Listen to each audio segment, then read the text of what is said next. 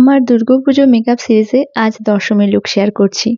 একদম step by step লুকটা share করছি। প্রথমে ক্লিনজারটা দিয়ে ভালো করে মুখটা পরিষ্কার করে নিই। এরপর টোনার ইউজ করেছি।